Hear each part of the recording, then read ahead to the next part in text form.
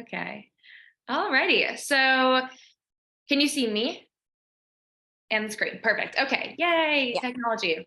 Okay, so I am going to be talking to you guys as if, I mean, most of you guys are my one-on-one clients, but I do have some other people in here who aren't, and these are going to be recorded and shared to people who aren't. So for people who are watching, we might be saying some things that may seem confusing, but reach out if you have questions. And also, this is going to be going over things like work travels, as well as vacations, festivals. All of these things are going to kind of have different variables, whether you're like camping or you're in a hotel or you're in an Airbnb or whatever you have access to. So take what resonates, leave what doesn't, and maybe on your next trip it will apply. So let's get right into workouts. So if you are staying in a hotel, find out if that hotel has a fitness center. A lot of you guys will do that with me. If you're going to a hotel on a work trip or something, you'll look up the gym. Maybe they have it on the website, and that's really good if you can kind of see what they have access to, whether it's just dumbbells or they have a treadmill, or if they're super fancy and have a Smith machine, things like that. Also, make sure that no matter where you go, that you always bring some kind of workout clothes, workout shoes. I've definitely been guilty of that, of like, oh my God, I didn't even pack my sneakers. Oops, well, now I guess I can't work out, kind of thing. So just make sure to be prepared for workouts with the proper attire. If you're in a situation where there is no gym, or there is, but you don't have access to all the equipment and you still have a program that you want to follow, you can always substitute body weight exercises. So if it's supposed to be a barbell squat, you can do a, body weight squat, or you can like hold on to books or a backpack or whatever it is. With this, if you're following a program, I probably wouldn't count that towards like your like one official week, but it could just be so that you have some kind of structure to follow with your workouts and that they're movements that you're familiar with. But yeah, so that you still can follow some kind of workout, but maybe substitute with body weight or whatever you have access to, if you have stairs or something along those lines. If you don't have access to any gym at all, either way, no matter what you are doing, these are definitely things I would recommend, is focusing on just your overall daily movement, whether that's steps, going for a hike, going for a swim.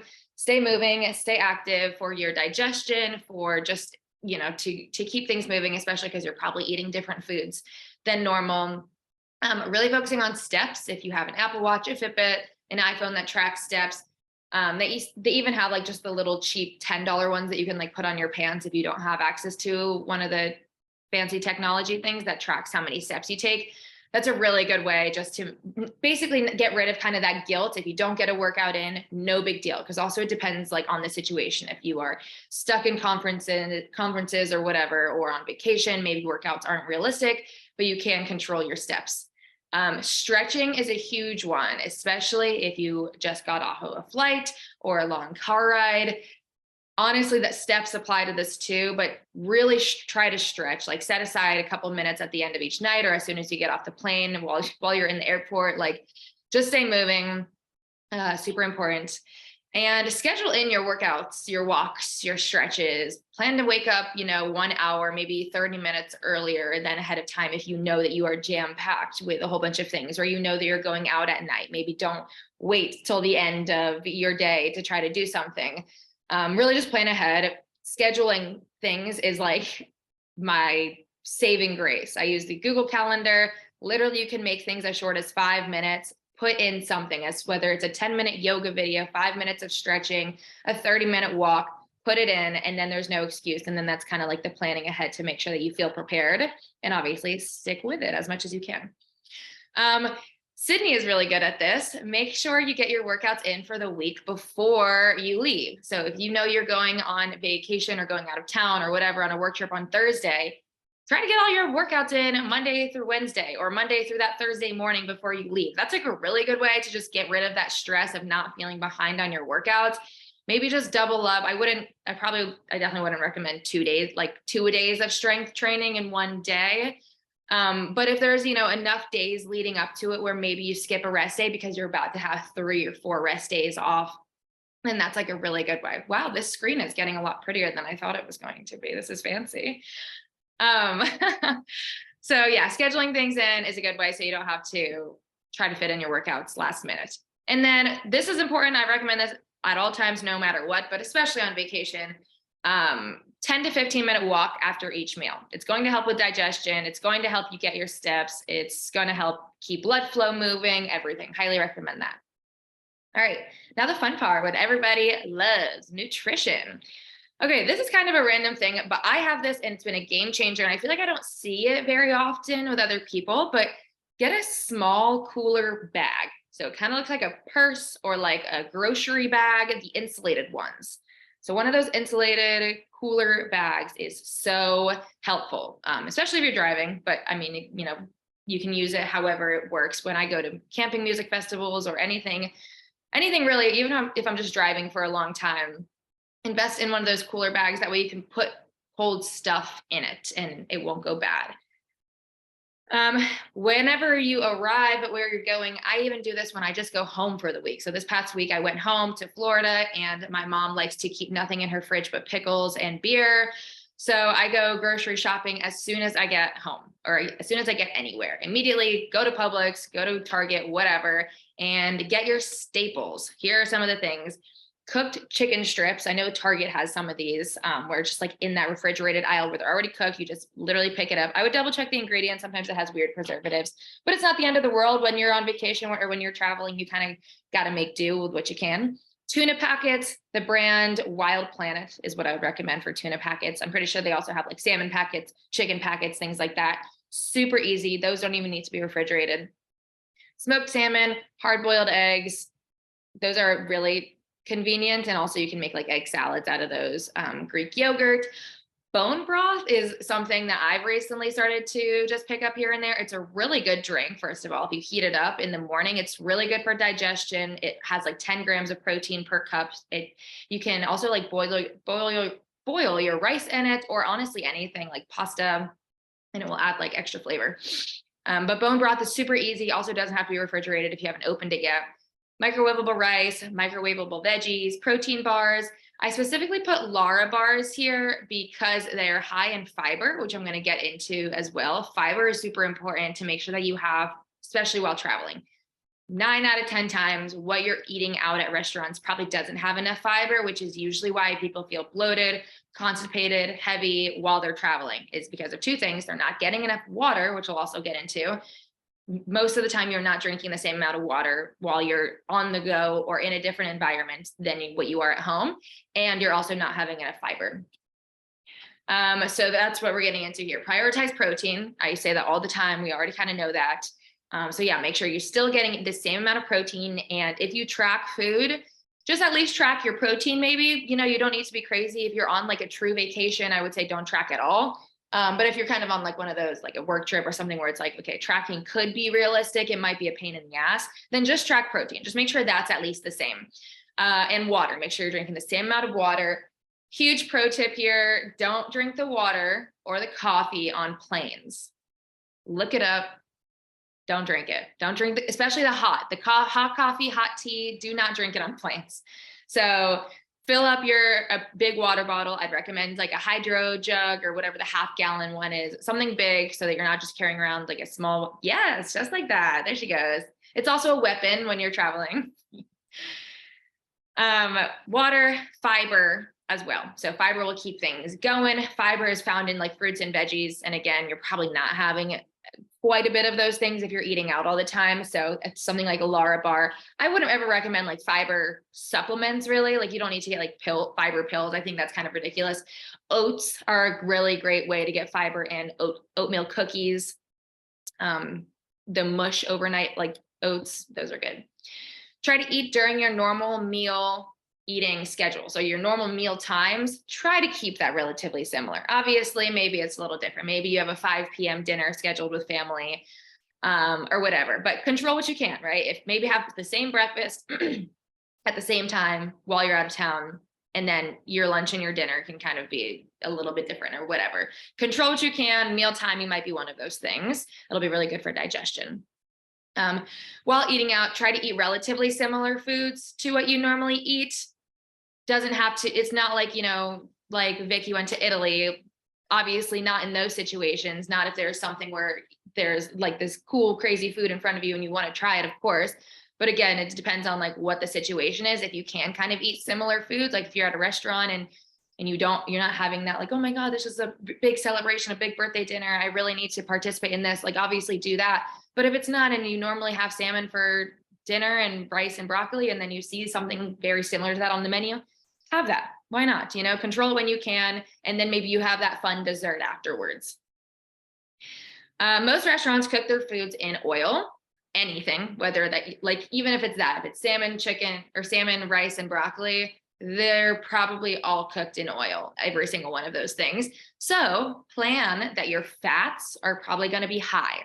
Again, this is if you track macros. So if your fats are going to be high, I would kind of suggest maybe limiting or lowering your carb intake then, just so it kind of balances out, right? Because if you're going to be high on your fat and you hit your carb and protein goal, then that's guaranteed that you went over. But if your fat is high, so you kind of have a lower carb, meaning you go for like, a burger without the bun, or you go for a side of veggies instead of side of potatoes, something like that. Little things. It's not like, God, please don't cut out carbs. Please don't try to be keto or anything like that. But just so that you're aware, your fats will just be higher.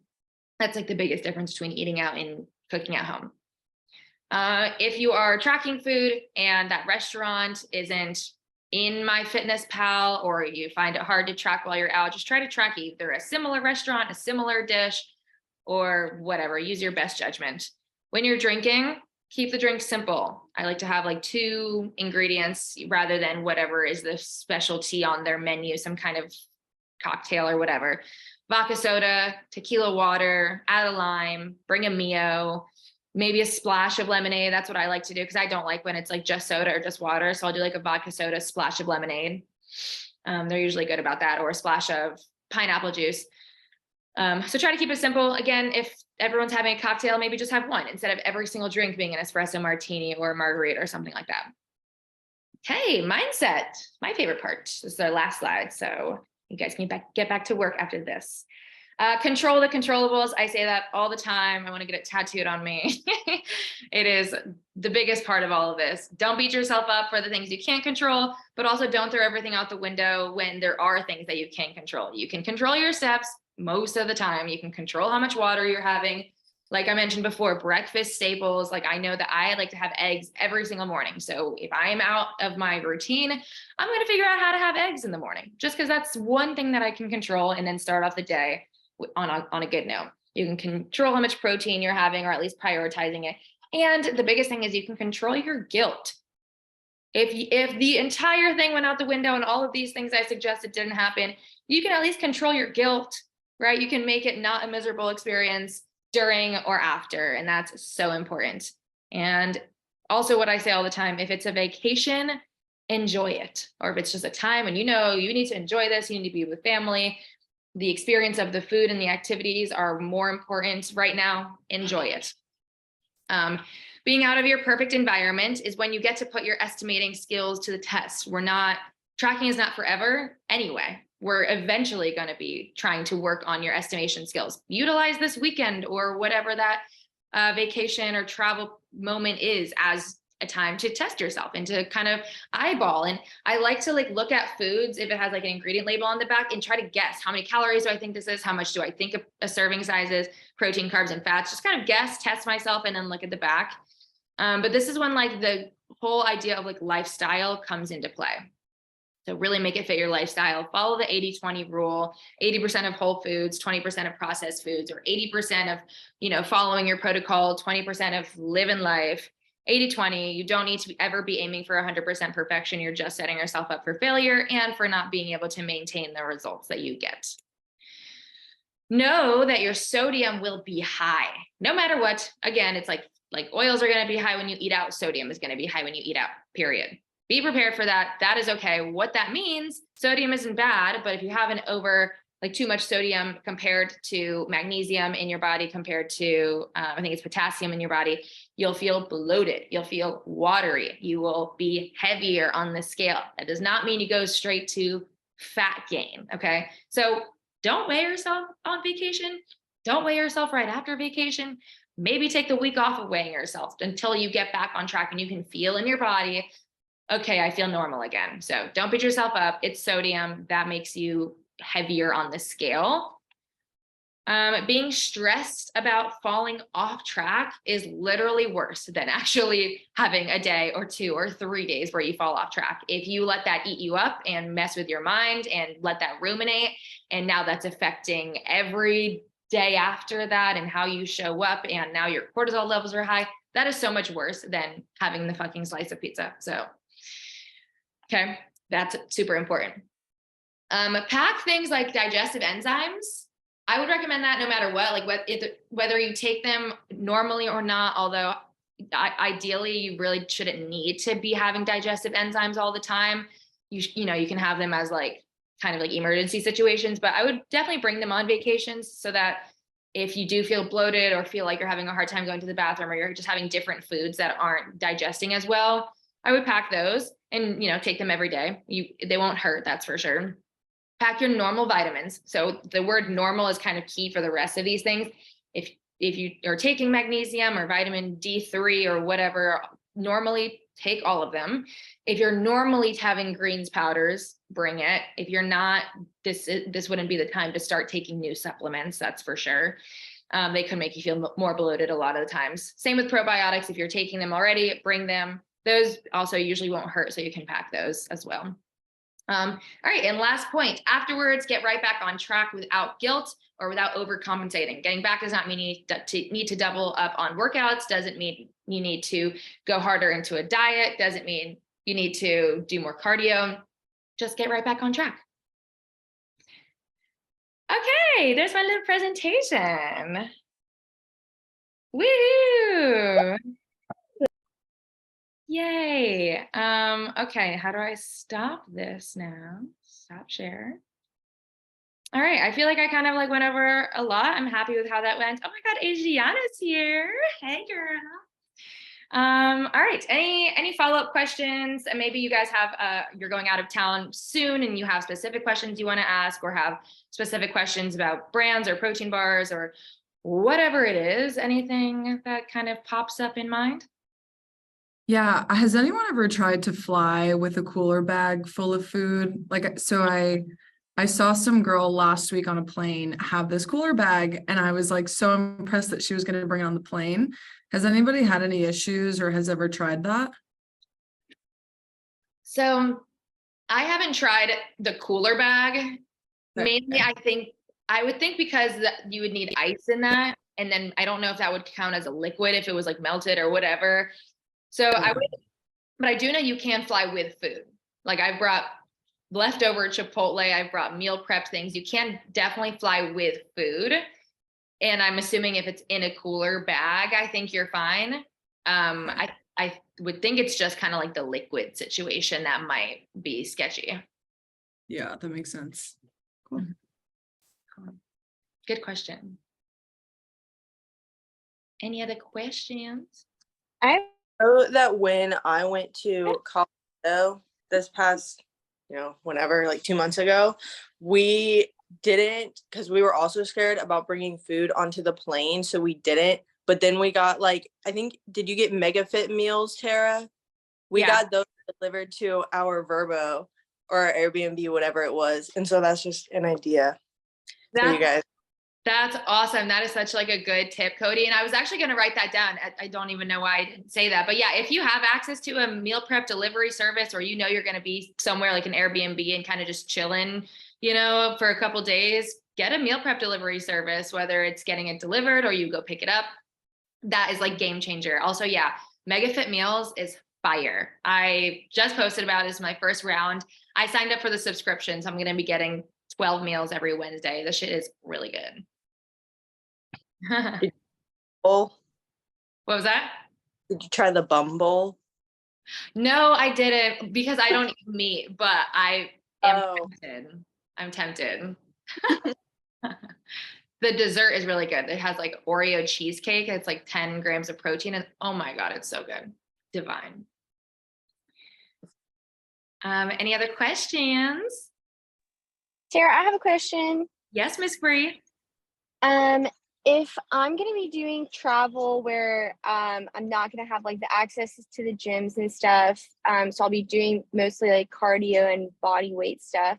Should I like reevaluate my goal for muscle gain if I'm not gonna be able to lift heavy? I wouldn't reevaluate your goal. Is how long will you be out of town? Or is this like a hypothetical question? It, it could potentially be a long, long time, like traveling. Okay. We got to talk after this because where are you going, girl? I know. Yeah, I wouldn't like try to reevaluate, to be honest. I would probably just increase food. So I know our girl, Miss Asiana, actually kind of had a similar thing. She went to Miami for like, what was it, a month or something like that? It was crazy. And Yeah, it was a month.